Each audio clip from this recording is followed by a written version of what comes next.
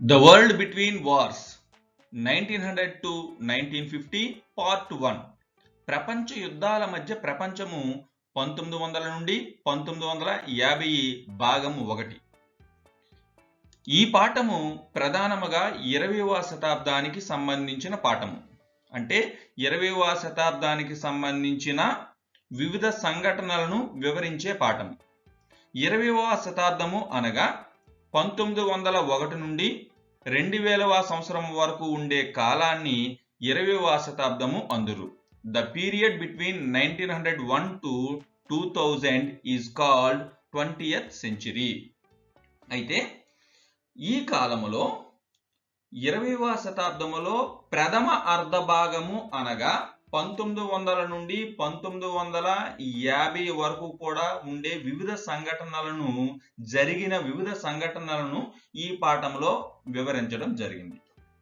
అయితే ఈ 20వ శతాబ్దములో అనేక సంఘటనలు, అనేక తీవ్రమైన సంఘటనలు, అనేక ప్రపంచాన్ని ప్రభావితము చేసే సంఘటనలు జరగడం వలన ఈ 20వ శతాబ్దాన్ని ద ఏజ్ ఆఫ్ ఎక్స్ట్రీమ్స్, తీవ్ర సంచలనాల యుగముగా పేర్కొనడం జరిగింది. ప్రపంచాన్ని ప్రభావితము చేసే అనేక సంఘటనలు జరగడం వలన 20వ శతాబ్దాన్ని ద ఏజ్ ఆఫ్ ఎక్స్ట్రీమ్స్ గా ఎవరు పేర్కొన్నారు? ఎరిక్ ఆబ్స్బామ్ అనే ప్రముఖ చరిత్రకారుడు పేర్కొనడం జరిగింది. దీనిపైన మనకి ఒక ఎస్సే టైప్ క్వశ్చన్ అనేది రావడం జరుగుతుంది. Why 20th century is called as the age of extremes? 20వ శతాబ్దాన్ని తీవ్ర సంచలనాల యుగముగా పేర్కొనడానికి గల కారణాలు ఏమిటి? ఎందుకు పేర్కొనడం జరిగింది అంటే, ఇప్పుడు మనం గుర్తుకు తెచ్చుకోబోయే ఒక 6 నుండి 8 సంఘటనలను రాసి, ఈ సంఘటనలు జరగడం వలన ప్రధానముగా 20వ శతాబ్దాన్ని తీవ్ర సంచలనాల యుగముగా పేర్కొనడం జరిగిందని మనం సమాధానం రాయవలసి ఉంటుంది. చాలా ఇంపార్టెంట్ క్వశ్చన్. అయితే ఈ పాఠంలో మనం ప్రధానముగా ఏ అంశాలను మనం తెలుసుకోవడం జరిగింది అంటే, మొదటిది ఫస్ట్ వన్ ఇండస్ట్రియల్ క్యాపిటలిజం, పారిశ్రామిక పెట్టుబడిదారీ విధానము. ఇండస్ట్రియల్ క్యాపిటలిజం, పారిశ్రామిక పెట్టుబడిదారీ విధానము లేదా పారిశ్రామిక పెట్టుబడిదారీ వాదము. సెకండ్ వన్ వరల్డ్ వార్స్, ప్రపంచ యుద్ధాలు. Third one causes of the world wars, ప్రపంచ యుద్ధాలకు కారణాలు. Fourth one consequences of the world wars are effects of the world wars, ప్రపంచ యుద్ధాల పరిణామాలు లేదా ఫలితాలు. ఫిఫ్త్ వన్ గ్రేట్ డిప్రెషన్, గొప్ప ఆర్థిక మాన్యము. ఈ విధముగా 5 ముఖ్యమైన భావనలను మనం ఈ పాఠములో తెలుసుకోవడం జరిగింది. అయితే ఈ 5 ముఖ్యమైన భావనలలో మనం ప్రధానముగా చోటు చేసుకున్న దేశాలు, చోటు చేసుకున్న ప్రదేశాలు ఏవైతే ఉన్నాయో వాటిని మనం ఒక్కసారిగా రీకాల్ చేసుకుంటూ వాటిని ప్రపంచ పటములో లొకేట్ చేద్దాము. వాటిని ప్రపంచ పటంలో ఏ విధంగా ఐడెంటిఫై చేయాలో మనం ప్రధానముగా ఈ తరగతిలో తెలుసుకోవడం జరుగుతుంది. ముందుగా ఇండస్ట్రియల్ క్యాపిటలిజం లేదా పారిశ్రామిక పెట్టుబడిదారీ వాదము లేదా విధానము. ఈ కాన్సెప్ట్ లో మనం ప్రధానంగా బ్రిటన్ దేశాన్ని మనం గుర్తించుకోవాల్సిన అవసరం అనేది ఉంది. ఎందుకంటే ఇండస్ట్రియల్ క్యాపిటలిజం అనేసరికి ఈ భావన ఆవిర్భవించిన దేశం ఏది అంటే బ్రిటన్. కనుక మనం బ్రిటన్ ని ప్రపంచ పటంలో మనం ఐడెంటిఫై చేయవలసి ఉంటుంది. అదే విధంగా మనం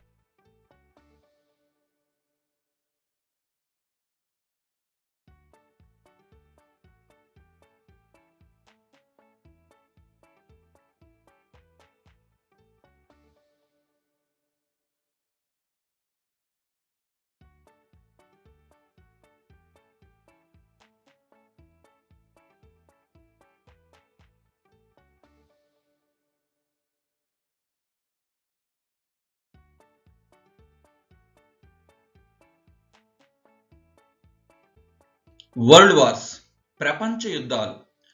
in 20th century 2 world wars took place. 20వ శతాబ్దం యొక్క ప్రథమ అర్ధ భాగంలో 2 ప్రపంచ యుద్ధాలు చోటు చేసుకోవడం జరిగింది. ఒకటి వరల్డ్ వార్ 1 1914వ సంవత్సరం నుండి 1918వ సంవత్సరం మధ్య కాలంలో మొదట ప్రపంచ యుద్ధం జరిగింది.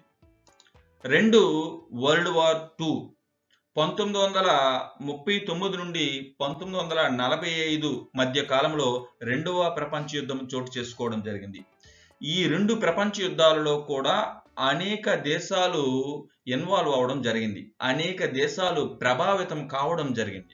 అయితే ఆ దేశాలు ఏమిటో తెలుసుకొని ఆ దేశాలను మనకు ప్రపంచ పటంలో గుర్తించవలసిన అవసరము అనేది ఉంది. అయితే ఈ దేశాలు ఏ దేశాలు ప్రభావితమయ్యాయి, ఏ దేశాలు ఇన్వాల్వ్ అయ్యాయి అనేది మనకి క్లియర్ కట్ గా causes of the world wars, ప్రపంచ యుద్ధాలకు కారణాలు, consequences of the world wars, ప్రపంచ యుద్ధాల పరిణామాలు అనే కాన్సెప్ట్ లో మనకి ప్రధానంగా ఐడెంటిఫై చేద్దాం, రీకాల్ చేసుకుందాం, వాటిని మనం ప్రపంచ పటములో గుర్తించడానికి ప్రయత్నం చేద్దాం. Causes of the world wars, ప్రపంచ యుద్ధాలకు కారణాలు. ప్రపంచ యుద్ధాలు గల కారణాలను 3 రకాలుగా మనం వర్గీకరించవచ్చు. Number 1 general causes or long term causes, సాధారణ కారణాలు లేదా దీర్ఘకాలిక కారణాలు. నెంబర్ 2 ఇమీడియట్ కాజెస్, తక్షణ కారణాలు. నెంబర్ 3 స్పెషల్ కాజెస్, ప్రత్యేక కారణాలు. అందులో first one general or long term causes, సాధారణ లేదా దీర్ఘకాలిక కారణాలు. సాధారణ లేదా దీర్ఘకాలిక కారణాలలో ప్రధానంగా 4 అంశాలు మనకి కనిపించడం జరుగుతుంది. సో నెంబర్ 1 అగ్రెసివ్ నేషనలిజం, దీనిని మనం తెలుగులో దురహంకార పూరిత జాతీయవాదము అందురు. నెంబర్ 2 సీక్రెట్ అలయన్సెస్, రహస్య ఒప్పందాలు. నెంబర్ 3 ఇంపీరియలిజం, సామ్రాజ్యవాదము. నెంబర్ 4 మిలిటరీయిజం, సైనికవాదం. ఈ 4 అంశాలను కూడా సాధారణ కారణాలు లేదా దీర్ఘకాలిక కారణాలుగా మనకి చెప్పడం జరుగుతుంది. అందులో అగ్రెసివ్ నేషనలిజం, దురహంకార పూరిత జాతీయవాదం. ఈ దురహంకార పూరిత జాతీయవాదానికి మనకి బెస్ట్ ఎగ్జాంపుల్ గా మనకి ఒక 2 దేశాలను మనం గుర్తుంచుకోవాల్సిన అవసరం ఉంది. Number 1 Germany. జర్మనీలో మనకి ప్రధానంగా నాజిజం అనేది it is the best example for aggressive nationalism. So కనుక జర్మనీని కూడా మనం ప్రపంచ పటంలో గుర్తించవలసిన అవసరం ఉంది. నెంబర్ 2 ఇటలీలో మనకి fascism is also one of the aggressive nationalism. Nazism, fascism ఈ 2 కూడా మనకి అగ్రెసివ్ నేషనలిజం కి బెస్ట్ ఎగ్జాంపుల్ గా చెప్పడం జరుగుతుంది. కనుక జర్మనీ, ఇటలీ ఈ 2 దేశాలను కూడా మనం ప్రపంచ పటంలో గుర్తించవలసిన అవసరం అనేది ఉంది. అదే విధంగా మనకి సెకండ్ జనరల్ కాజ్ మనం తీసుకున్నట్లయితే సీక్రెట్ అలయన్సెస్, రహస్య ఒప్పందాలు. ఈ రహస్య ఒప్పందాలలో మనకి 2 రకాలైన రహస్య ఒప్పందాలు ఉన్నాయి. నెంబర్ 1 ట్రిపుల్ ఎలియన్స్, దీన్నే మనం త్రిరాజ్య సంధి అంటారు, త్రిరాజ్య సంధి. నెంబర్ 2 ట్రిపుల్ ఎంటెంట్, దీనిని మనం మిత్రరాజ్యాల కూటమి అంటాం, మిత్రరాజ్యాల కూటమి. సో ముందుగా ట్రిపుల్ ఎలియన్స్ చూద్దాం. ట్రిపుల్ ఎలియన్స్, త్రిరాజ్య సంధి, ఇందులో మనకి 3 దేశాలు మనకి కనిపించడం జరుగుతుంది. 1 జర్మనీ, 2 ఆస్ట్రియా, 3 ఇటలీ. ఈ 3 దేశాలను కలిపి ట్రిపుల్ ఎలియన్స్ గా చెప్పడం జరుగుతుంది. ఈ 3 దేశాలు కూడా ట్రిపుల్ ఎలియన్స్ గా 1882లో ఏర్పడడం జరిగింది. సో ట్రిపుల్ ఎలియన్స్, త్రిరాజ్య సంధి లేదా త్రిరాజ్య కూటమి ఏ సంవత్సరంలో ఏర్పడింది అంటే 1882వ సంవత్సరంలో ఏర్పడింది. ఓకే, ఇక ట్రిపుల్ ఎంటెంట్ మనం తీసుకున్నట్లయితే 1907వ సంవత్సరంలో ఏర్పడింది 3 దేశాలతో. అవి ఏమిటంటే బ్రిటన్, ఫ్రాన్స్, రష్యా. వీటిని మనం తెలుగులో మిత్రరాజ్య కూటమిగా చెప్పడం జరుగుతుంది. Britain, France, Russia. సో ఇక్కడ ఒక విషయాన్ని మీరు గమనించవలసి ఉంది. ఏంటంటే ట్రిపుల్ ఎలియన్స్ ఏదైతే ఉందో ఆ ట్రిపుల్ ఎలియన్స్ కి నాయకత్వం వహించిన దేశం ఏది అంటే జర్మనీ. గుర్తుంచుకోవాలి. సో ట్రిపుల్ ఎలియన్స్ త్రిరాజ్య కూటమికి నాయకత్వం వహించిన దేశం ఏది అంటే జర్మనీ. అదేవిధంగా triple entente, the leader of triple entente Britain. మిత్ర రాజ్య కూటమికి నాయకత్వం వహించిన దేశం ఏది అంటే బ్రిటన్. ఆ విధంగా కూడా మనకి ప్రపంచ పట నైపుణ్యాలలో మనకి అడగడం జరుగుతుంది. అదేవిధంగా బిట్ పరంగా అడగడం జరుగుతుంది. అదేవిధంగా ఆబ్జెక్టివ్ క్వశ్చన్ పరంగా కూడా అడిగే అవకాశం అనేది ఉంటుంది. So once again triple alliance లో ఉండే కంట్రీస్ ఏంటి? Germany, Austria, Italy. Triple alliance ఎప్పుడు ఏర్పడింది? 1882వ సంవత్సరంలో ఏర్పడింది. అలాగే ట్రిపుల్ ఎంటెంట్ మిత్ర రాజ్య కూటమిలో ఉండే దేశాలు ఏమిటి? Britain, France, Russia. మిత్ర రాజ్య కూటమి లేదా ట్రిపుల్ ఎంటెంట్ వీటినే ఒక్కొక్కసారి అలైడ్ పవర్స్ అని కూడా పిలుస్తారు. Allied powers. ఈ కూటమి ఎప్పుడు ఏర్పడింది అంటే 1907వ సంవత్సరంలో ఏర్పడింది. సో కనుక ఈ దేశాలను కూడా మనం ప్రపంచ పటంలో గుర్తించవలసిన అవసరం అనేది ఉంది. తర్వాత మనకు తీసుకున్నట్లయితే ఇంపీరియలిజం. ఇంపీరియలిజం దాన్ని మనం సామ్రాజ్యవాదము అంటారు. ప్రధానంగా ఈ ఇంపీరియలిజంలో ఐరోపాలో ఉండే వివిధ దేశాలు మిగతా ఖండాలలో ముఖ్యంగా ఆసియా, ఆఫ్రికా, అమెరికా ఖండాలలో ఉండే వివిధ దేశాలను ఆక్రమించుకొని పరిపాలన చేయడం జరిగింది. ఇలా ఆక్రమించుకోవాలన్న ఆలోచన ఏదైతే ఉందో దాన్ని మనం ఇంపీరియలిజం అంటాం, దాన్ని సామ్రాజ్యవాదము అంటాం.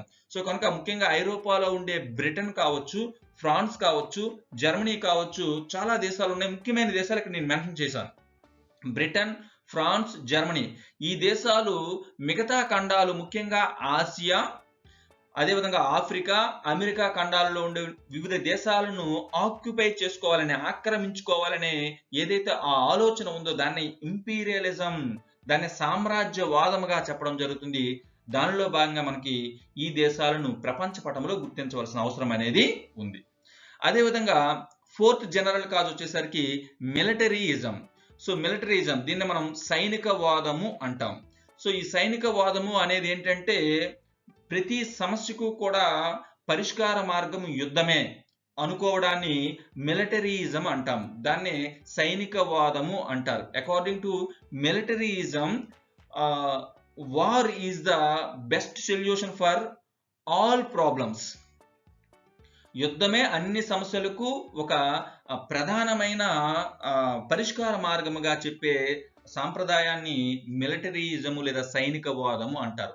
అందుకనే దీని ప్రకారంగా ముఖ్యంగా ఒక 6 దేశాలు తమ యొక్క సైనిక శక్తిని పెంచుకోవడానికి ప్రయత్నం చేయడం జరిగింది. ఆ 6 దేశాలు ఏంటంటే ఆల్రెడీ మనం మాట్లాడుకున్న దేశాలే Germany, Austria, Britain, Russia, Italy, France. So కనుక దీనికి సంబంధించి ఒక బార్ గ్రాఫ్ కూడా మనకి పాఠంలో ఇవ్వడం జరిగింది.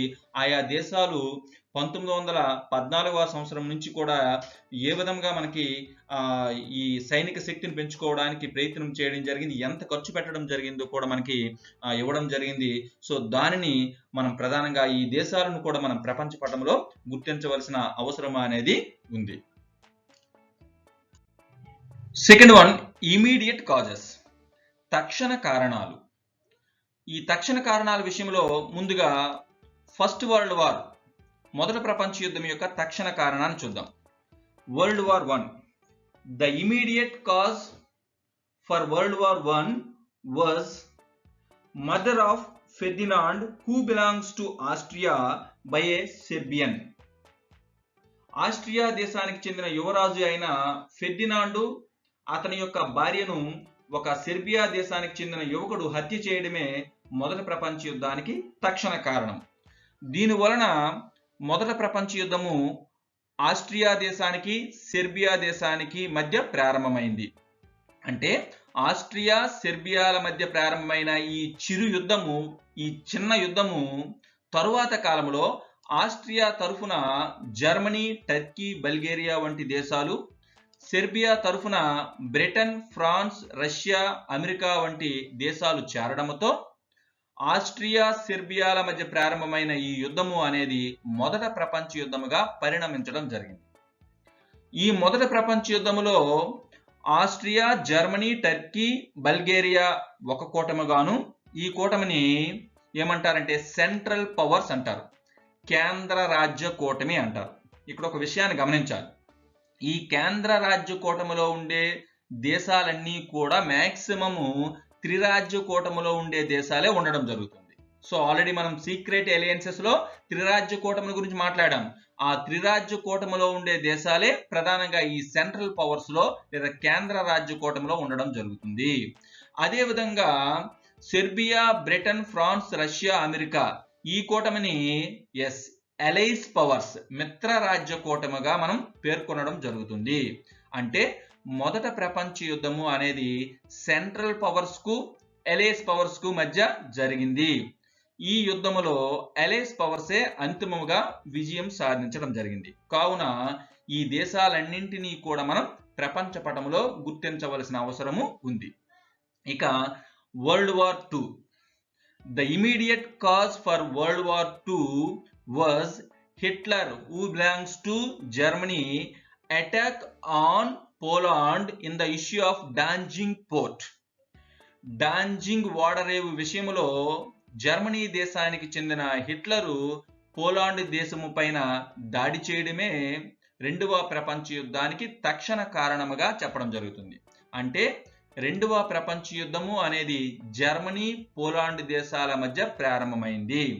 జర్మనీ, పోలాండ్ దేశాల మధ్య ప్రారంభమైన ఈ యుద్ధము అనేది తరువాత కాలంలో జర్మనీ తరఫున ఆస్ట్రియా, జపాన్, ఇటలీ వంటి దేశాలు చేరాయి. పోలాండ్ తరఫున బ్రిటన్, ఫ్రాన్స్, రష్యా, అమెరికా వంటి దేశాలు చేరడంతో ఈ యుద్ధము అనేది రెండవ ప్రపంచ యుద్ధముగా పరిణమించడం జరిగింది. ఇక్కడ కూడా ఒక విషయాన్ని గుర్తుంచుకోవాలి. జర్మనీ, ఆస్ట్రియా, జపాన్, ఇటలీ ఈ కూటమిని యాక్సిస్ పవర్స్, అక్షరాజ్య కూటమిగా మనం పిలవడం జరుగుతుంది. Axis powers. అదేవిధంగా Poland, Britain, France, Russia, America ఈ కూటమిని అలైస్ పవర్స్, మిత్ర రాజ్య కూటమిగా పిలవడం జరుగుతుంది. సో సెకండ్ వరల్డ్ వార్ అనేది యాక్సిస్ పవర్స్, అలైస్ పవర్స్ మధ్య జరిగింది. అంతిమముగా అలైస్ పవర్సే రెండవ ప్రపంచ యుద్ధంలో కూడా విజయం సాధించడం జరిగింది. ఇక థర్డ్ కాజ్ తీసుకున్నట్లయితే స్పెషల్ కాజెస్, ప్రత్యేక కారణాలు. ఈ ప్రత్యేక కారణాలు అనేవి కేవలము రెండవ ప్రపంచ యుద్ధానికి సంబంధించినవి మాత్రమే. అంటే రెండవ ప్రపంచ యుద్ధం సంభవించడానికి కొన్ని ప్రత్యేక కారణాలు కూడా దోహదపడ్డాయి.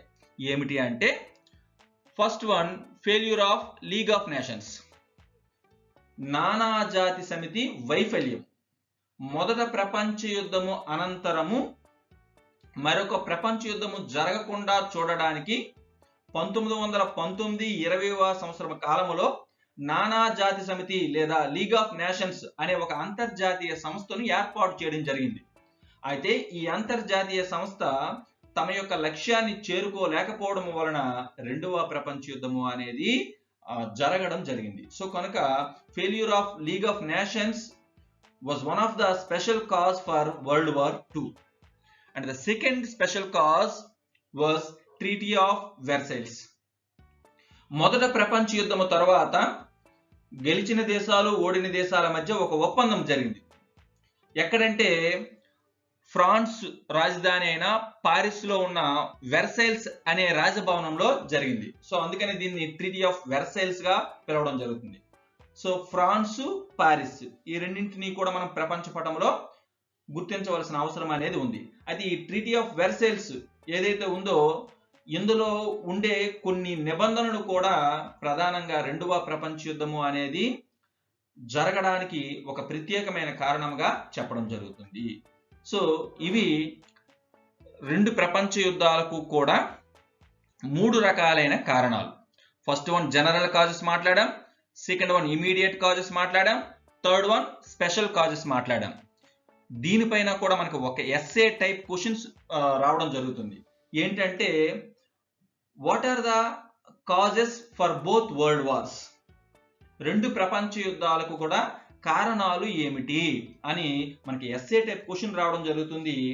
ఆ కారణాలు ఏమిటంటే ఈ 3 రకాలైన కారణాలను కూడా మనం ఒక ఫ్లో చార్ట్ రూపంలో వేసి వాటి యొక్క సబ్ హెడింగ్ పెట్టి వివరించినట్లయితే మంచి మార్కులు అనేవి స్కోర్ చేసుకోవచ్చు.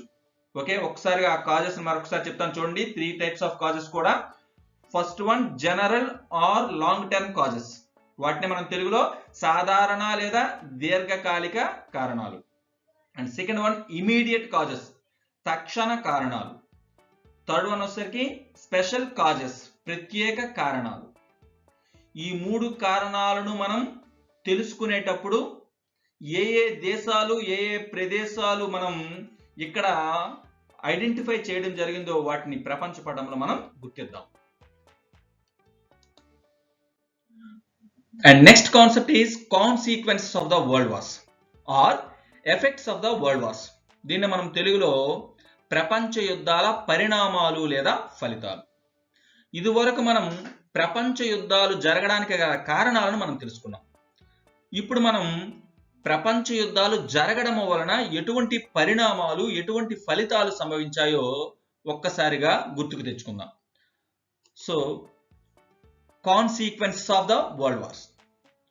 First consequence numerous human cost, అధిక ప్రాణ నష్టం. 2 ప్రపంచ యుద్ధాల వలన కూడా సైనిక జనముతో పాటు సాధారణ జనము కూడా అధికముగా ప్రాణాలు కోల్పోవడం జరిగింది. That is the first consequence of the world wars, numerous human cost, అధిక ప్రాణ నష్టం. The second consequence democratic principles accepted, ప్రజాస్వామ్య సూత్రాల ఆవిర్భావం. నిరంకుశ ప్రభుత్వాల స్థానంలో ప్రజాస్వామ్య ప్రభుత్వాలు ఏర్పడడం జరిగింది. సో ఇది 2వ పరిణామముగా మనం చెప్పడం జరుగుతుంది. And third consequence change in balance of powers, అధికారాల యొక్క సమతౌల్యములో మార్పు జరిగింది.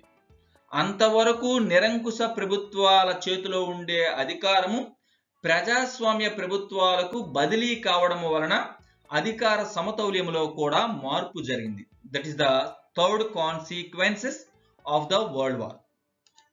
And fourth one, new international organizations. Formation of new international organization is one of the consequence of the world wars. నూతన లేదా కొత్త అంతర్జాతీయ సంస్థల ఆవిర్భావము అనేది కూడా ప్రపంచ యుద్ధాల యొక్క ఒక ముఖ్యమైన పరిణామముగా చెప్పడం జరుగుతుంది. మొదట ప్రపంచ యుద్ధము తర్వాత నానాజాతి సమితి, లీగ్ ఆఫ్ నేషన్స్ ఏర్పడడం జరిగింది. 2వ ప్రపంచ యుద్ధము తర్వాత ఐక్యరాజ్య సమితి, యునైటెడ్ నేషన్స్ ఆర్గనైజేషన్ అనే అంతర్జాతీయ సంస్థ ఏర్పడడం జరిగింది. సో నూతన అంతర్జాతీయ సంస్థల ఆవిర్భావం అనేది కూడా ఒక ముఖ్యమైన పరిణామముగా చెప్పడం జరుగుతుంది. And next fifth consequence enfranchisement of women, మహిళలకు ఓటు హక్కును కల్పించడము. ఇది కూడా ఒక ముఖ్యమైన పరిణామము లేదా ఫలితం. 2 ప్రపంచ యుద్ధాల తర్వాత అంతవరకు కూడా మహిళలకు ఓటు హక్కు లేని దేశాలు మహిళలకు ఓటు హక్కును కల్పించడం జరిగింది. ఇవి ప్రధానంగా ముఖ్యమైన పరిణామాలు. సో ప్రధానంగా దీనిపైన ఒక ఎస్ఏ టైప్ క్వశ్చన్ రావడం జరుగుతుంది కనుక what are the consequences of world wars, ప్రపంచ యుద్ధాల యొక్క పరిణామాలను లేదా ఫలితాలను రాయండి. మనం ప్రధానంగా 5 అంశాలను మనం ఇక్కడ ప్రధానంగా మెన్షన్ చేయవలసి ఉంటుంది. First one numerous human cost, and the second one democratic principles accepted, third one change in balance of powers, fourth one new international organisations, and fifth one enfranchisement of women. These are the 5 consequences of the world wars. ఈ 5 పరిణామాలలో కూడా మనకి ప్రధానంగా వివిధ దేశాల యొక్క పేర్లు, వివిధ ప్రదేశాల యొక్క పేర్లు చోటు చేసుకోవడం జరుగుతుంది. ఏ విధముగా అంటే first one numerous human cost. దీనిలో ప్రధానంగా all countries involved in world wars, ప్రపంచ యుద్ధాలలో ఏవైతే దేశాలు పాల్గొన్నాయో ఆ దేశాలన్నీ కూడా ఎంతో కొంత ప్రాణ నష్టాన్ని ప్రధానంగా చవిచూశాయి. సో కనుక ఆ దేశాలు మనం ఇదివరకే మనం చూసాం. ఆ దేశాలన్నింటినీ కూడా మనం ప్రపంచ పటంలో మనం గుర్తించవలసిన అవసరం అనేది ఉంది. And next democratic principles accepted. ముఖ్యంగా ఆస్ట్రియా, రష్యా, టర్కీ, జర్మనీ ఈ దేశాలలో అంతవరకు కూడా నిరంకుశ ప్రభుత్వాలు ఉండేవి. ఈ నిరంకుశ ప్రభుత్వాల స్థానంలో ప్రజాస్వామ్య ప్రభుత్వాలు ఏర్పడ్డాయి. సో కనుక ఈ దేశాలను మనం ప్రపంచ పటంలో గుర్తించవలసిన అవసరం అనేది ఉంది. సో ఈ దేశాలలో డెమోక్రటిక్ గవర్నమెంట్స్ ఏర్పడడం వలన నిరంకుశ ప్రభుత్వాల నుండి డెమోక్రటిక్ గవర్నమెంట్స్ కు అధికారం బదిలీ జరగడం వలన change in balance of powers కూడా ఏర్పడడం జరిగింది. సో కావున ఇందులో కూడా మనం ఆస్ట్రియా, రష్యా, టర్కీ, జర్మనీ వంటి దేశాలను మెన్షన్ చేయవలసిన అవసరం అనేది ఉంది. ఇక ఫోర్త్ వన్ మనం న్యూ ఇంటర్నేషనల్ ఆర్గనైజేషన్స్. ఇందులో మనం ప్రధానంగా తీసుకున్నట్లయితే ఫస్ట్ వరల్డ్ వార్ తర్వాత మనకి లీగ్ ఆఫ్ నేషన్స్ ఏర్పడడం జరిగింది. సో అడుగుతుంటాడు మనకి which international organisation formed after first world war. మొదట ప్రపంచ యుద్ధము తర్వాత ఏర్పడిన అంతర్జాతీయ సంస్థ ఏది? League of Nations. దాన్ని మనం తెలుగులో నానా జాతి సమితి అంటాం. దీని యొక్క హెడ్ క్వార్టర్స్ మనం తీసుకున్నట్లయితే స్విట్జర్లాండ్ దేశంలోని జెనీవాలో ఉండడం జరిగింది. సో కనుక స్విట్జర్లాండ్, జెనీవా ఈ రెండింటిని కూడా మనం ప్రపంచ పటంలో ఐడెంటిఫై చేయాలి. ఇక సెకండ్ వరల్డ్ వార్ తర్వాత మనకు తీసుకున్నట్లయితే రెండవ ప్రపంచ యుద్ధం తర్వాత ఏర్పడిన అంతర్జాతీయ సంస్థ యునైటెడ్ నేషన్స్ ఆర్గనైజేషన్స్. దాన్నే మనం తెలుగులో ఐక్యరాజ్య సమితి. ఈ ఐక్యరాజ్య సమితి యొక్క హెడ్ క్వార్టర్స్ మనం తీసుకున్నట్లయితే అమెరికా దేశంలోని న్యూయార్క్ లో ఉంది. సో కనుక అమెరికా, న్యూయార్క్ ఈ రెండింటిని కూడా మనం ప్రపంచ పటంలో మనం గుర్తించవలసిన అవసరం అనేది ఉంది. సో ఇక్కడ చాలా ఇంపార్టెంట్ ఆస్పెక్ట్స్ ఏంటంటే which international organisation formed after first world war? League of Nations. Which international organisation formed after second world war? United Nations Organisation. మొదట ప్రపంచ యుద్ధము తర్వాత ఏర్పడిన అంతర్జాతీయ సంస్థ ఏది? నానాజాతి సమితి. రెండవ ప్రపంచ యుద్ధము తర్వాత ఏర్పడిన అంతర్జాతీయ సంస్థ ఏది? ఐక్యరాజ్య సమితి. ఇక నెక్స్ట్ ఫిఫ్త్ కాన్సిక్వెన్స్ లో మనం తీసుకున్నట్లయితే ఎన్ఫ్రాంచైజ్మెంట్ ఆఫ్ ఉమెన్. మహిళలకు ఓటు హక్కును కల్పించడం. ప్రధానంగా 1918వ సంవత్సరంలో బ్రిటన్ దేశము మహిళలకు ఓటు హక్కును కల్పించడం జరిగింది. సో అది మనకి లెసన్ లో మెన్షన్ చేయడం జరిగింది ఒక కాన్సిక్వెన్స్ గా. కావున బ్రిటన్ దేశాన్ని కూడా మనం ప్రపంచ పటంలో గుర్తించవలసిన అవసరం అనేది ఉంది. సో ఇవి ప్రపంచ యుద్ధాల యొక్క పరిణామాలు లేదా ఫలితాలు. ఇంతవరకు మనం ఈ లెసన్ లో ఇండస్ట్రియల్ క్యాపిటలిజం, పారిశ్రామిక పెట్టుబడిదారీ విధానము, వరల్డ్ వార్స్ ప్రపంచ యుద్ధాలు, causes of the world wars ప్రపంచ యుద్ధాలకు కారణాలు, consequences of the world wars ప్రపంచ యుద్ధాల పరిణామాలు, ఈ 4 కాన్సెప్ట్స్ గురించి కూడా మనం గుర్తుకు తెచ్చుకోవడం జరిగింది. ఇక ఫిఫ్త్ వన్ వచ్చేసరికి గ్రేట్ డిప్రెషన్, గొప్ప ఆర్థిక మాంద్యం. దీనిని 14వ లెసన్ లో మరింత విపులంగా మీరు నేర్చుకోవడం జరుగుతుంది. ఈ గ్రేట్ డిప్రెషన్ కి సంబంధించి ప్రధానంగా 2 దేశాలను మనము గుర్తుంచుకోవాల్సిన అవసరం ఉంది. And first one Germany. Great depression వలన ఎక్కువ నష్టపోయిన దేశం ఏది అంటే, ఎక్కువ ప్రభావానికి గురైన దేశం ఏది అంటే Germany. Which country influenced mostly by great depression? Germany.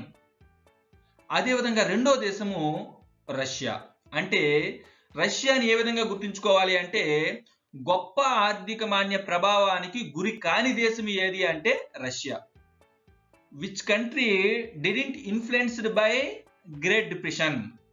Great depression వలన ఎటువంటి ప్రభావానికి లోని కాని దేశము, ఎటువంటి చెడు ప్రభావానికి లోని కాని దేశము ఏది అంటే రష్యా.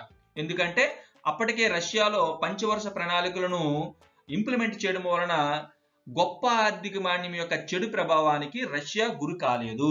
ఈ 2 దేశాలను కూడా మనం ప్రపంచ పటంలో గుర్తించవలసిన అవసరం ఉంది.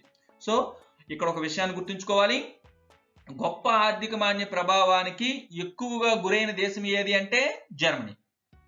గొప్ప ఆర్థిక మాంద్య ప్రభావానికి గురి కాని దేశం ఏది అంటే Russia. The world between wars 1900 to 1950 part 1. ప్రపంచ యుద్ధాల మధ్య ప్రపంచము అనే ఈ పాఠంలో మనం ప్రధానంగా ఎంతవరకు కొన్ని దేశాల పేర్లను, కొన్ని ప్రదేశాల యొక్క పేర్లను మనం ఐడెంటిఫై చేయడం జరిగింది. వాటిని ఒక్కసారిగా స్క్రీన్ పైన చూద్దాం. Britain, France, Russia, America, Serbia, Poland, Germany, Austria, Italy, Japan, Turkey, Switzerland. ఈ 12 దేశాలను కూడా మనం ప్రపంచ పటంలో గుర్తించవలసి అవసరం ఉంది. Paris, Geneva, New York, Hiroshima, Nagasaki, the Hague. ఈ 6 ప్రదేశాలను కూడా మనం ప్రపంచ పటంలో గుర్తించవలసిన అవసరం అనేది ఉంది. ఇప్పుడు ఈ 12 దేశాలను, ఈ 6 ప్రదేశాలను కూడా ప్రపంచ పటంలో ఏ విధంగా గుర్తించవచ్చో చూద్దాం.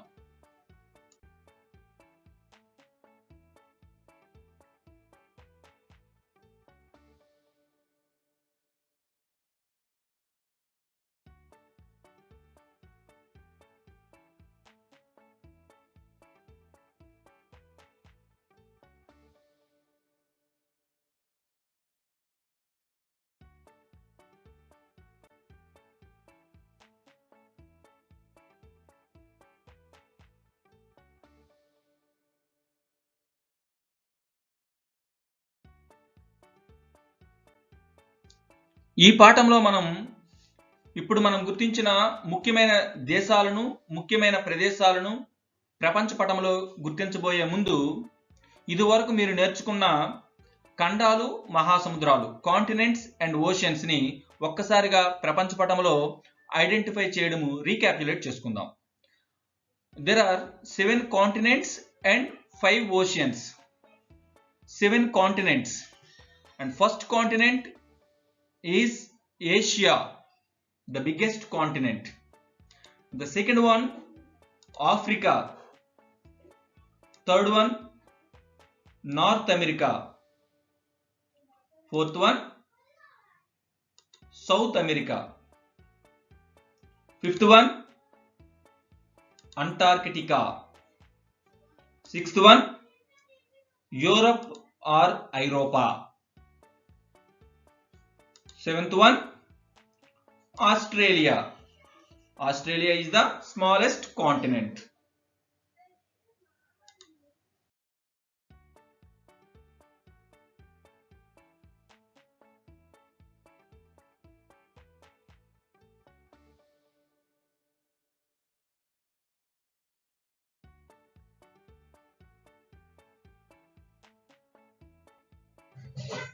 ఓషియన్స్, మహాసముద్రాలు.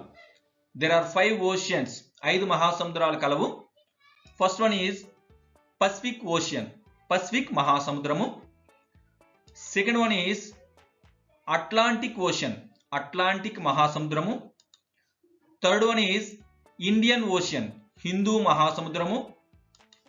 Fourth one is Antarctic Ocean, Antarctic మహాసముద్రము లేదా సదరన్ ఓషన్, దక్షిణ మహాసముద్రము అందురు.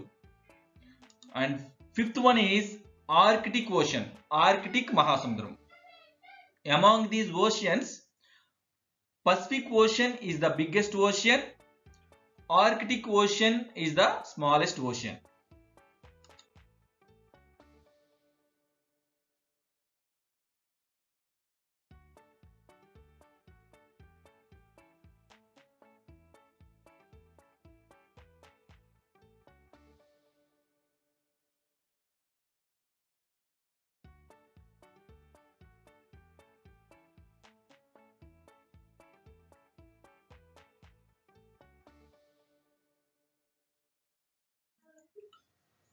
Important countries.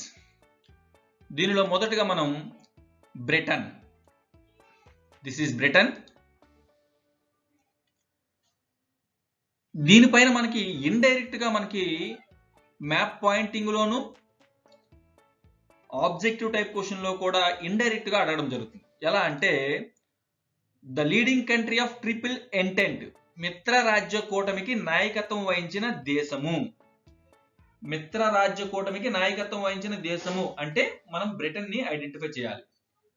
అంటే బ్రిటన్ అని డైరెక్ట్ గా ఇవ్వచ్చు, లేదా మిత్ర రాజ్య కూటమికి నాయకత్వం వహించిన దేశం అని కూడా ఇవ్వచ్చు.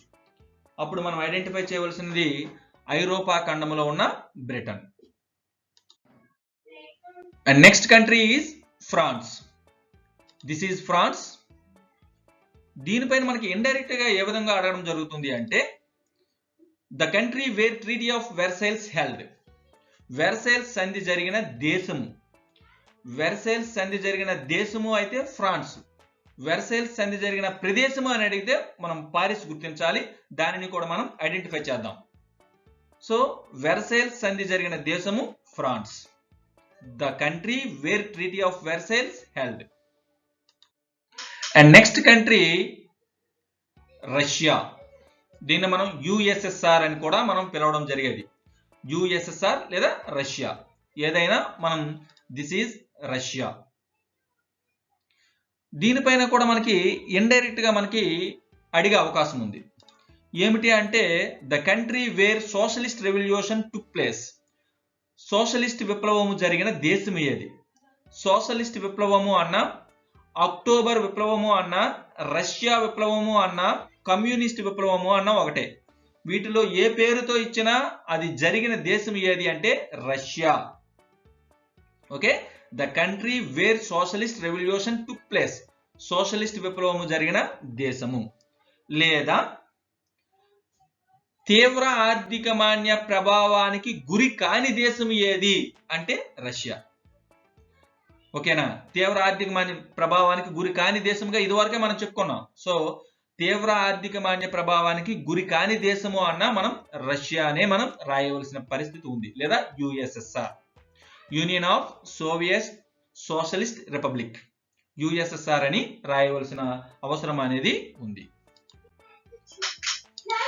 ఇక నెక్స్ట్ కంట్రీ అమెరికా.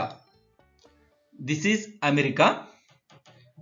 దీనిపైన మనకి ఇండైరెక్ట్ గా ఎలా క్వశ్చన్ అడిగే అవకాశం ఉంది అంటే the country where headquarters of UNO located. ఐక్యరాజ్య సమితి కేంద్ర కార్యాలయము గల దేశము. ఐక్యరాజ్య సమితి కేంద్ర కార్యాలయము గల నగరము అంటే న్యూయార్క్, అది గుర్తిద్దాం. ఐక్యరాజ్య సమితి కేంద్ర కార్యాలయము గల దేశము అంటే మనం అమెరికాను గుర్తించాలి. ఇంకొక విషయంలో కూడా ఇంకొక విధంగా కూడా అడిగే అవకాశం ఉంటుంది. ఏంటంటే ఏ దేశము ప్రపంచ యుద్ధాల వలన బలమైన దేశముగా తయారైంది? Which country developed as a strong nation after world wars? ఆ విధంగా కూడా అడిగే అవకాశం ఉంటుంది. సో అమెరికా యొక్క అధ్యక్షుడైన హరి ట్రూమెన్ అంటారు మన దేశము ప్రపంచ యుద్ధాల వలన ఒక బలమైన దేశముగా తయారైంది అని. సో కనుక ఆ విధంగా కూడా ఇండైరెక్ట్ గా మనకి మ్యాప్ పాయింటింగ్ విషయంలోనూ ఆబ్జెక్టివ్ టైప్ క్వశ్చన్ లో కూడా అడిగే అవకాశం అనేది ఉంది. ఇక నెక్స్ట్ కంట్రీ మనం తీసుకున్నట్లయితే as Germany. This is Germany. దీనిపైన మనకి ఇండైరెక్ట్ గా ఎలా క్వశ్చన్ అడుగుతున్నాడు అంటే మ్యాప్ పాయింటింగ్ లో కూడా as the leader of triple alliance, త్రిరాజ్య కూటమికి నాయకత్వం వహించిన దేశం. ఇక్కడ ఒక విషయాన్ని గుర్తుంచుకోవాలి. త్రిరాజ్య కూటమికి నాయకత్వం వహించిన దేశము అన్న, కేంద్ర రాజ్య కూటమికి నాయకత్వం వహించిన దేశము అన్న, అక్షరాజ్య కూటమికి నాయకత్వం వహించిన దేశము అన్న జర్మనీనే మనం గుర్తించాలి. The leader of triple alliance, the leader of central powers, the leader of axis powers. ఈ మూడింటిలో ఏది అడిగినా మనం జర్మనీనే గుర్తించాలి. అదే విధంగా తీవ్ర ఆర్థిక మాన్య ప్రభావానికి ఎక్కువగా నష్టపోయినా లేదా ఎక్కువగా గురైన దేశం ఏది అన్న జర్మనీనే గుర్తించాలి. సో కనుక జర్మనీ యొక్క ప్రాధాన్యత అది. నెక్స్ట్ కంట్రీ మనం తీసుకున్నట్లయితే పోలాండ్. This is Poland.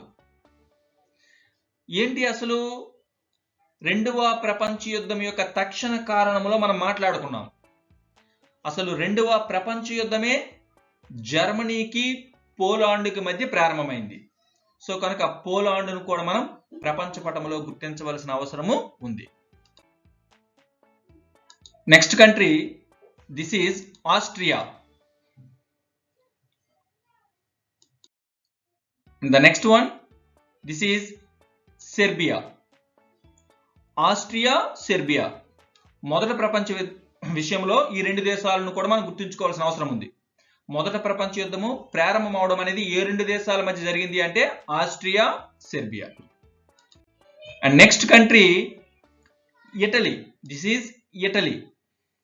దీని పరంగా మనం తీసుకున్నట్లయితే ఇటలీ పరంగా ఇండైరెక్ట్ గా మనకి ఏ విధంగా అడుగుతున్నాడు అంటే as the country where fascism originated. ఫాసిజం ఆవిర్భవించిన దేశము ఏది? ఫాసిజం ఆవిర్భవించిన దేశము ఇటలీ. ఆల్రెడీ మనం మాట్లాడుకున్నాం. నాజిజం ఆవిర్భవించిన దేశము అయితే జర్మనీ, ఫాసిజం ఆవిర్భవించిన దేశము అయితే ఇటలీ.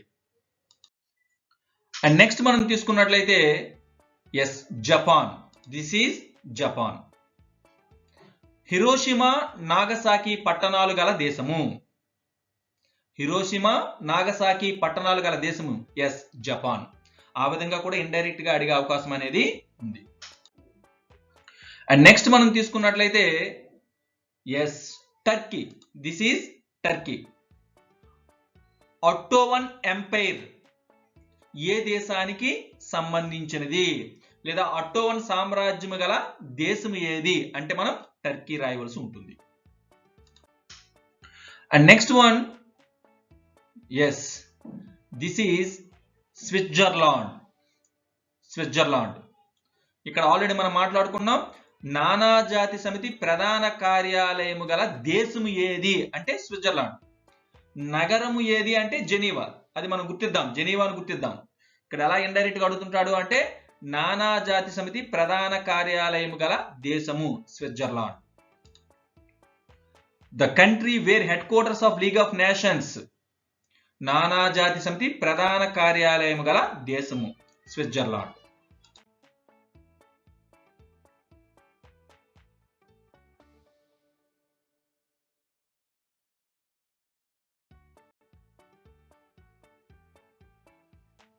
ఇంపార్టెంట్ ప్లేసెస్, ముఖ్యమైన ప్రదేశాలు. ఇంతవరకు కూడా మనం ఈ పాఠంలోని ముఖ్యమైన దేశాలను గుర్తించాం. ఇప్పుడు మనం ముఖ్యమైన ప్రదేశాలను గుర్తిద్దాం. First one this is Geneva. ఇదివరకు మనం మాట్లాడుకున్నాం. జెనీవా అనేది స్విట్జర్లాండ్ లోని ఒక నగరం. నానాజాతి సమితి ప్రధాన కార్యాలయము గల దేశము ఏది అంటే స్విట్జర్లాండ్. నానాజాతి సమితి ప్రధాన కార్యాలయము గల నగరం ఏది అంటే జెనీవా. నానాజాతి సమితి ప్రధాన కార్యాలయముతో పాటు అనేక ముఖ్యమైన సంస్థల యొక్క ప్రధాన కార్యాలయాలు కూడా జెనీవాలో ఉన్నాయి. ఏమిటి అంటే అవి WHO వరల్డ్ హెల్త్ ఆర్గనైజేషన్, ప్రపంచ ఆరోగ్య సంస్థ ప్రధాన కార్యాలయము గల నగరము కూడా జెనీవానే. అదేవిధంగా ILO ఇంటర్నేషనల్ లేబర్ ఆర్గనైజేషన్, అంతర్జాతీయ శ్రామిక సంస్థ ప్రధాన కార్యాలయం కూడా జెనీవాలోనే ఉంది. WTO వరల్డ్ ట్రేడ్ ఆర్గనైజేషన్, ప్రపంచ వాణిజ్య సంస్థ ప్రధాన కార్యాలయం కూడా మనకి జెనీవాలోనే ఉంది. అంటే ఈ నాలుగింటిలో ఏది ఇచ్చినా మనం జెనీవానే గుర్తించవలసిన అవసరం ఉంది. ఇక నెక్స్ట్ మనం తీసుకున్నట్లయితే as this is Paris. France దేశం యొక్క రాజధాని పారిస్. దీని పరంగా మనం తీసుకున్నట్లయితే రెండు విషయాలను గుర్తుంచుకోవాలి. ఒకటి, వెర్సైల్స్ సంధి ఏ నగరంలో జరిగింది? పారిస్. పారిస్ లోని మనకి వెర్సైల్స్ అనే రాజభవనంలో జరిగింది. సో కనుక వెర్సైల్స్ సంధి జరిగిన నగరము అన్న. అదే విధంగా మనం తీసుకున్నట్లయితే యునెస్కో ప్రధాన కార్యాలయము కలిగిన నగరము అన్న మనం పారిసే గుర్తించాలి. UNESCO United Nations Education Scientific Cultural Organisation, దాన్ని మనం యునెస్కో అంటాం. ఐక్యరాజ్య సమితి విద్యా శాస్త్ర సాంస్కృతిక సంస్థ, దీని యొక్క ప్రధాన కార్యాలయం కూడా ఎక్కడుంది అంటే పారిస్ లోనే ఉంది. సో కనుక ఈ రెండు అంశాల పరంగా మనం పారిస్ ను గుర్తించుకోవాలి. ఇక థర్డ్ వన్ వచ్చేసరికి New York. This is New York. New York పరంగా మనం ప్రధానంగా రెండు అంశాలను గుర్తించుకోవాలి. ఒకటి ఏంటంటే headquarters of United Nations organisation, ఐక్యరాజ్య సమితి ప్రధాన కార్యాలయము కలిగిన నగరం ఏది అంటే న్యూయార్క్. అదే విధంగా మనం తీసుకున్నట్లయితే head quarters of UNICEF, United nations international children emergency fund, ఐక్యరాజ్య సమితి అంతర్జాతీయ బాలల అత్యవసర నిధి, దీని యొక్క ప్రధాన కార్యాలయం కూడా ఎక్కడ ఉంది అంటే న్యూయార్క్ లోనే ఉంది. ఈ రెండు అంశాల పరంగా మనం న్యూయార్క్ ను గుర్తుంచుకోవాలి. ఇక నెక్స్ట్ మనం తీసుకున్నట్లయితే తర్వాత this is Hiroshima and next one this is Nagasaki. ఈ రెండు నగరాలు కూడా మనకి జపాన్ లోనే ఉన్నాయి. ఈ రెండు నగరాల యొక్క ప్రాధాన్యత ఏమిటి అంటే రెండవ ప్రపంచ యుద్ధములో అమెరికా ఏ రెండు జపాన్ నగరాల పైన అణుబాంబులను ప్రయోగించడం జరిగింది అంటే హిరోషిమా, నాగసాకి. కనుక ఈ రెండు నగరాలను కూడా మనం గుర్తుంచుకోవాల్సిన అవసరం అనేది ఉంది. సో ఈ రెండు నగరాలు కూడా జపాన్ లోనే ఉన్నాయి, హిరోషిమా, నాగసాకి. ఈ రెండు నగరాల పైన కూడా అణుబాంబులను ప్రయోగించిన దేశం ఏది అంటే అమెరికా రెండవ ప్రపంచ యుద్ధ కాలంలో. ఇక నెక్స్ట్ ముఖ్యమైన నగరము దిస్ ఈజ్ రోమ్. ఇటలీ యొక్క క్యాపిటల్ సిటీ రోమ్. కనుక దీనిని కూడా మనం గుర్తుంచుకోవాల్సిన అవసరం అనేది ఉంది. And next another important city this is the Hague. Netherlands లో లేదా హాలాండ్ లో లేదా డచ్, నెదర్లాండ్స్ అన్నా హాలాండ్ అన్నా డచ్ అన్నా ఒకటే. ఈ దేశంలో ఉండే ఒక ముఖ్యమైన నగరము ది హేగ్. దీనిని ఎందుకు గుర్తుంచుకోవాల్సిన అవసరం ఉంది అంటే ఐక్యరాజ్య సమితి అంగాలలో ఒక ముఖ్యమైన అంగము అంతర్జాతీయ న్యాయస్థానం, International Court of Justice, ICJ, International Court of Justice. దీని యొక్క కేంద్ర కార్యాలయం ఎక్కడ ఉంది అంటే ది హేగ్ అనే నగరంలో ఉంది. అంతర్జాతీయ న్యాయస్థానము కలిగిన నగరము ఏది అంటే ది హేగ్. ఇక్కడ ఒక విషయాన్ని గుర్తుంచుకోవాలి, నగరము అంటే నగరము పేరును గుర్తించాలి, దేశము అంటే దేశాన్ని గుర్తించాలి. ఇప్పుడు ఫర్ ఎగ్జాంపుల్ మనం తీసుకున్నట్లయితే అంతర్జాతీయ న్యాయస్థానము కలిగిన దేశము అంటే నెదర్లాండ్స్ లేదా హాలాండ్ లేదా డచ్ ను గుర్తిస్తాం. అంతర్జాతీయ న్యాయస్థానము కలిగిన నగరము అంటే ది హేగ్ ను గుర్తిస్తాం. అదేవిధంగా ఐక్యరాజ్య సమితి ప్రధాన కార్యాలయము కలిగిన దేశము అంటే అమెరికాను గుర్తిస్తాం. ఐక్యరాజ్య సమితి ప్రధాన కార్యాలయం కలిగిన నగరము అంటే న్యూయార్క్ గుర్తిస్తాం. సో ఆ విధంగా మనం ఇచ్చే పాయింట్ ని మనం ఒక్కసారిగా చూడాలి. దేశము అంటే దేశాన్ని గుర్తించండి, నగరము అంటే నగరాన్ని గుర్తించండి. డియర్ చిల్డ్రన్, ఇంతవరకు మనం 13th lesson the world between wars 1900 to 1950 part 1, ప్రపంచ యుద్ధాల మధ్య ప్రపంచము 1900 నుండి 1950 భాగము 1. ఈ పాఠ్యాంశానికి సంబంధించి ముఖ్యమైన దేశాలు, ముఖ్యమైన ప్రదేశాలను ప్రపంచ పటములో ఏ విధంగా గుర్తించవచ్చో తెలుసుకున్నాం. దీనిపైన ఈ వీడియో యొక్క డిస్క్రిప్షన్ లో ఒక వర్క్షీట్ ఇవ్వడం జరిగింది. దానిని చేసి దాని యొక్క ఫలితాలను మీ ఉపాధ్యాయులకు పంపించండి.